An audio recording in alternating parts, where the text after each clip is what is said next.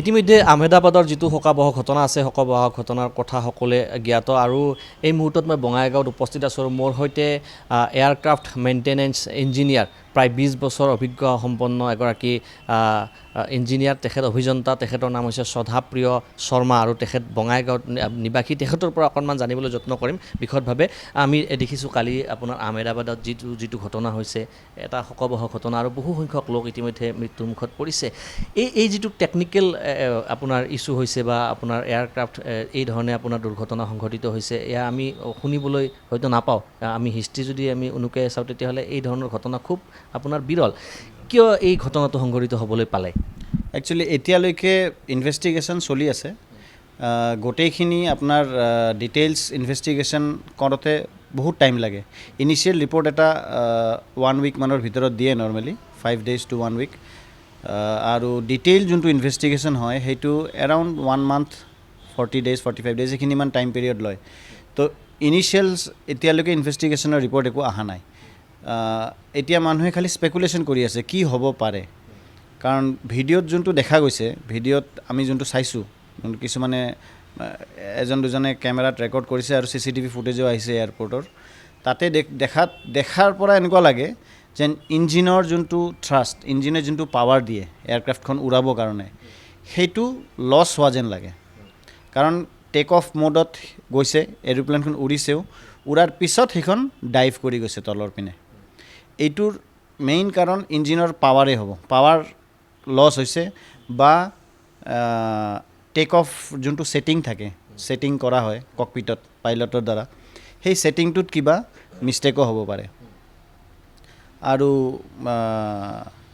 এনে মোৰ চিনাকিৰ ভিতৰত থকাৰ ভিতৰত মই সুধিছিলোঁ কিছুমান বন্ধুক যে কি কাৰণ হ'ব পাৰে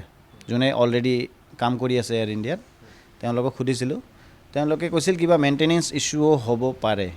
যদিও সিহঁতে ক'ব নোখোজে কাৰণ তাহাঁতে অলৰেডি ৱৰ্কিং প্ৰফেশ্যনেলছ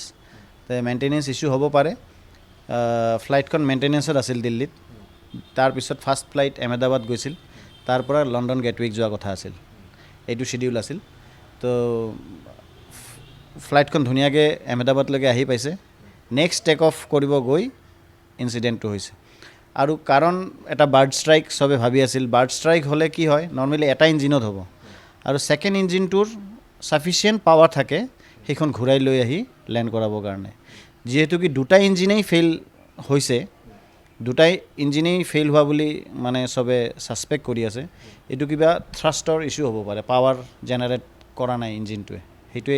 সেইটোৱে লাগি আছে আৰু মানে মেইনটেনেন্স হোৱা নাই ভালদৰে মেইনটেনেন্স একজেক্টলি নহয় থ্ৰাষ্টটো বহুত কাৰণত হয় যেনেকুৱা আপোনাৰ কেপ্টেইনে যেতিয়া ছেটিং কৰে ককপিটত থ্ৰাষ্ট ছেটিং সেইটো ছেটিঙতো মিষ্টেক হ'লে সেইটো হ'ব পাৰে আৰু যদি ইঞ্জিনৰ ওপৰত মেইনটেনেন্স কৰা গৈছিল আগতে তাৰে কিবা যদি মিছ হয় সেইটো কাৰণো হ'ব পাৰে নৰ্মেলি আমি যিমান এক্সিডেণ্ট দেখোঁ 90% আমি যে ষ্টাডি কৰিব লাগে তো ফ্লাইট ছেফটিৰ ষ্টাডি কৰোঁ তাতে 90% কিন্তু হিউমেন এৰৰতে হয় মানে 90% আপোনাৰ মানুহ এক্সিডেণ্ট ইনচিডেণ্ট চব হিউমেন এৰৰ মেচিনে বহুত কম এৰৰ কৰে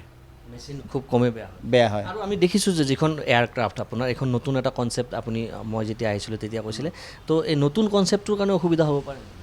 নাই নতুন কনচেপ্ট এটা আহিলে কি হয় প্ৰথমতে ইনিচিয়েল ষ্টেজত অলপমান প্ৰব্লেম দেখা যায় কিন্তু লাহে লাহে কাম হৈ থাকোঁতে সেই প্ৰব্লেমছবিলাক শ্বৰ্ট আউট হৈ যায় আৰু সেইবিলাক ঠিক হৈ যায় যেনেকৈ এইখনত 787-8 বয়িঙে মেনুফেকচাৰ কৰে এইখন তাৰমানে তাহাঁতৰ লেটেষ্ট এয়াৰক্ৰাফ্টছ আগত 737 আছিল এতিয়াও আছে স্পাইজেট আছে এয়াৰ ইণ্ডিয়া এক্সপ্ৰেছতত আছে 737 তাৰপিছত 747 এয়াৰ ইণ্ডিয়া আগত উৰাইছিলে এতিয়া সেইখন উৰে আৰু মেনুফেকচাৰ নাই তাৰ 777 সেইখনো এয়াৰ ইণ্ডিয়াৰ তাত আছে আৰু সেইখন চবতছে ছাকচেছফুল এয়াৰক্ৰাফ্ট আৰু বয়িঙৰ 777 আৰু এইখন হ'ল 787 চবচে লেটেষ্ট ফ্লাই বাই ৱায়াৰ ইলেক্ট্ৰিকেল ছিষ্টেম ফ্লাই বাই ৱায়াৰত উৰে সেইটোৰ কাৰণে একো প্ৰব্লেম ফেচ হৈছে বুলি মই নাভাবোঁ কাৰণ লেটেষ্ট টেকন'লজিৰ যেতিয়া এয়াৰক্ৰাফ্ট থাকে তেতিয়া বহুত ৰিচাৰ্চ আৰু ডেভেলপমেণ্ট কৰিয়েই ফ্লাইটবিলাক মানে ইহঁতে ডেভেলপ কৰে আৰু আমি দেখিছোঁ এগৰাকী ব্যক্তিয়ে আপোনাৰ এতিয়াও জীৱিত হৈ আছে আৰু তাত তেখেতে আপোনাৰ আছিল এই এয়াৰক্ৰাফ্টখনত আপোনাৰ আছিল আপোনাৰ কোনবিলাক মানুহ যেনেকৈ এগৰাকী ব্যক্তি আপোনাৰ এতিয়া জীৱিত হৈ আছে তেখেত বাচিছে আপোনাৰ এই ধৰণৰ দুৰ্ঘটনা হ'লে কোনবিলাক ব্যক্তি আপোনাৰ বচা চান্সটো বেছি থাকে? একচুৱেলি নৰ্মেলি এয়াৰক্ৰাফ্টৰ পিছৰ ফালখিনি ডেমেজ বহুত কম হয়, কিন্তু ইয়াতে আৰু এটা ফেক্টৰ আছে, মানে যোনখিনি জেগাত এয়াৰক্ৰাফ্টখন ক্ৰেক হয় এক্সিডেণ্টটো হোৱাৰ পিছত, যেনেকৈ ইমাৰ্জেঞ্চি উইণ্ড' থাকে, ইমাৰ্জেঞ্চি ড'ৰ থাকে, সেইখিনিৰ ওচৰত মানে ক্ৰেক মানে ব্ৰেক হোৱাৰ চান্সটো থাকে। য'ত ব্ৰেক হয় তাৰে মানুহখিনি যদি এৰোপ্লেনৰ পৰা চিটিকি ওলাই যায় বা তাৰে পৰা জাপ মাৰি পলাব পাৰে পটককৈ, তেনেহ'লে বচাৰ চান্স থাকে, নহ'লেতো লগে লগে ফায়াৰ হৈ যায় এয়াৰক্ৰাফ্টখনত, কাৰণ উইংছবিলাক ফুল অফ ফিউলছ থাকে। আৰু এইখন লং ছেক্টৰ আছিলে ফ্লাইট, ফিউল মানে যোনটো ইন্ধন হয় সেইটো ফুল আছিল, আৰু সেইকাৰণে এক্সিডেণ্টটো হোৱাৰ লগে লগে ফায়াৰ হৈ গৈছে। ইন্ধনৰ সমস্যা থাকিব পাৰে নেকি? ইন্ধনৰো সমস্যা থাকিব পাৰে, কিন্তু ইয়াতে এটা বস্তু ভাবি মানে আমি যি মানে এনালাইজ কৰোঁ, দুটা ইঞ্জিনে ফেইল হোৱাৰ চান্স নাথাকে। ইঞ্জিন যদি ফিউলৰ প্ৰব্লেম হয়, দুটা ইঞ্জিনে ফেইল হৈছে, থ্ৰাষ্ট মানে যোনটো পাৱাৰ বুলি কয় ইঞ্জিনৰ পাৱাৰ, সেইটোও কমি গৈছে, যাৰ ফলত ফিউলৰ সেইটো ইমান চান্সটো কম ফিউলৰ। আমি আৰু এটা বস্তু আমি দেখিছিলোঁ, আমি টিভিত এতিয়াও দেখি আছোঁ যে তাত আপোনাৰ এগৰাকী ব্যক্তিয়ে আপোনাৰ পিছৰ চকীত বহি পেলাই তেখেতে কিছুমান ছুইচ আপোনাৰ টিপি আছিলে, আৰু তাত আপোনাৰ কিছুমান বস্তু চলা নাছিল। ছিটত এই ধৰণৰ যেতিয়া আপোনাৰ কিছুমান বস্তু নচলে তেতিয়াও মেইনটেনেঞ্চৰ সমস্যা হ'ব? নাই, ছিটৰ বস্তুটো ট'টেলি বেলেগ, সেইটো এয়াৰ অৰ্ডিনেঞ্চৰ লগত নহয়। ছিটৰখিনি গোটেই এণ্টাৰটেইনমেণ্ট ছিষ্টেম মানুহৰ, যেতিয়া লং ফ্লাইটত যায় 7-8 আৱাৰ্ছৰ, তাতে সৰু এখন স্ক্ৰীণ থাকে, তাতে চিনেমা চাব পাৰি, তাতে গান চান শুনিব পাৰি, এই ধৰণৰ এক্টিভিটিবোৰ হয়। আৰু AC-টোও যোনটো চলে সেইটোও ছেফটিৰ একো নকৰে, ছেফটি হেম্পাৰ নকৰে। মেইন ছেফটি হেম্পাৰ কৰে হ'ল ইঞ্জিনখিনি আৰু যোনখিনি কণ্ট্ৰল ছাৰ্ফেচ মানে যোনখিনি এৰোপ্লেনখন ওপৰলৈ যায়, তললৈ নামে, ডাইৰেকশ্যন চেঞ্জ কৰে, সেইখিনি হ'ল মেইন ইম্পৰ্টেণ্ট মানে ছেফটি কনচাৰ্ণ বস্তু। এয়া আছিলে IND24 দৰ্শকক আমি শুনাবলৈ যত্ন কৰিছিলোঁ। শ্ৰদ্ধাপ্ৰিয়